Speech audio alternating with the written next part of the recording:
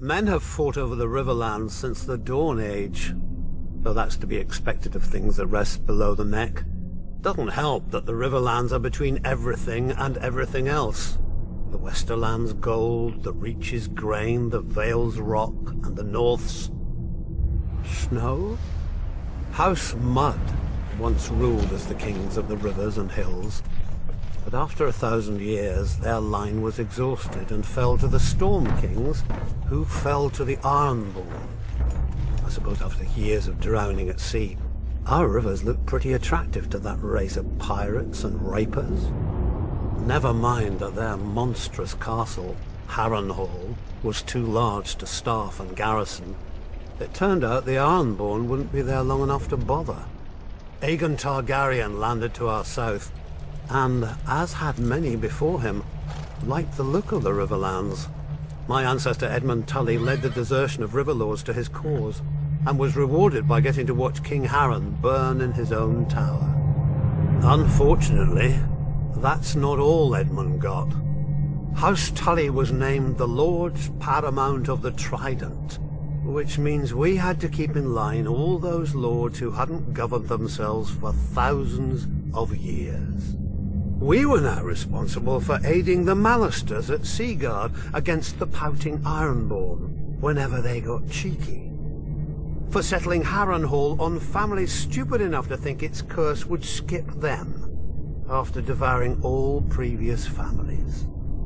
For keeping the Blackwoods and Brackens from wiping each other out, and giving us 2 more castles to deal with.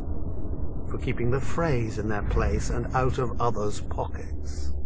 For marrying off our sons and daughters wisely enough so we didn't follow House Mud into, well, the mud. Yet under the Targaryens, the Riverlands knew a peace we hadn't had for centuries, if ever. But like all good things, sooner or later it all goes to shit. And our shit had a name. Aerys Targaryen.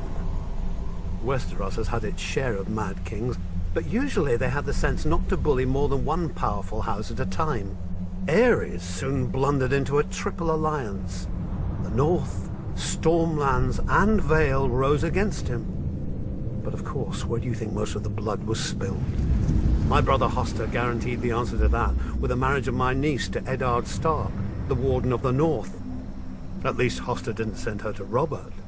So, the Riverlands joined the war against the Mad King, and it was on one of our rivers that Prince Rhaegar died, sealing the fate of his dynasty.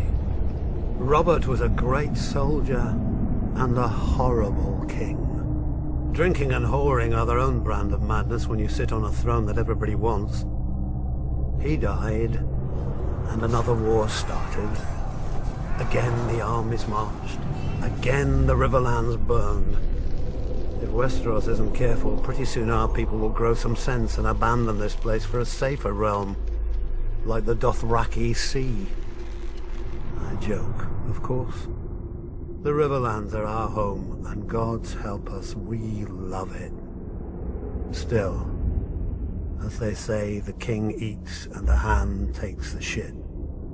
The same is true of the Riverlands. The 7 kingdoms piss, and the Riverlands change clothes.